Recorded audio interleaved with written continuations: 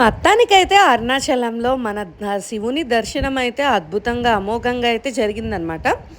ఇక్కడైతే అందరం టైర్డ్ ఫేసెస్‌తో అయితే మార్నింగ్ లేసి రెడీ అయ్యాం. మార్నింగ్ ఇంకో దర్శనానికి వెళ్దాం అని అన్నారు కానీ ఎవ్వరూ నిద్ర లెగవలేకపోయారనమాట. అందరూ గిరి ప్రదక్షిణ చేసొచ్చి ఫుల్‌గా అలసిపోయారు. కానీ బస్ ఎక్కిన తర్వాత కామ్‌గా కూర్చుంటే అలాగా అందరం సరదాగా ఎంజాయ్ చేసాం.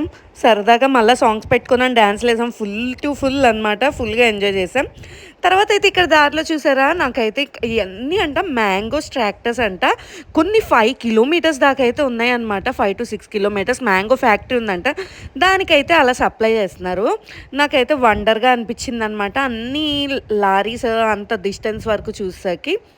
ఇక్కడైతే ఫైనలీ మేమైతే కాణిపాకంకి అయితే వచ్చాం. ఇక్కడైతే పెద్ద వీడియో అయితే తీయలేదు, ఎందుకంటే ఫోన్స్ నాట్ అలౌడ్ కదా. మేమైతే బస్సులో అయితే ఫోన్స్ ఉంచేసాం. ఇక్కడ లంచ్కి అయితే ఆగామన్నమాట వాసవి సత్రంలో. ఇక్కడ ఫుడ్ అయితే అసలు హోమ్లీగా ఉంటుంది. వాసవిలో ఫుడ్ అంటే వేరే లెవెల్ అబ్బా. చిన్నప్పుడు వాసవిలో ఫుడ్ పెడుతుంటే మమ్మీ వాళ్ళని తిట్టేవాళ్ళు, ఎప్పుడు వాసవి సత్రానికి తీసుకెళ్తావేంటి అని. కానీ ఇప్పుడు నేనే ఎంత ఇష్టంగా తింటున్నానో తెలుసా. మన చిన్నప్పుడు కొన్ని థింగ్స్ అన్నీ మారిపోతూ ఉంటాయి పెద్ద అయిన తర్వాత. కాణిపాకంలో కూడా ఆ వినాయకుడి దర్శనం అయితే అద్భుతంగా జరిగిందనమాట.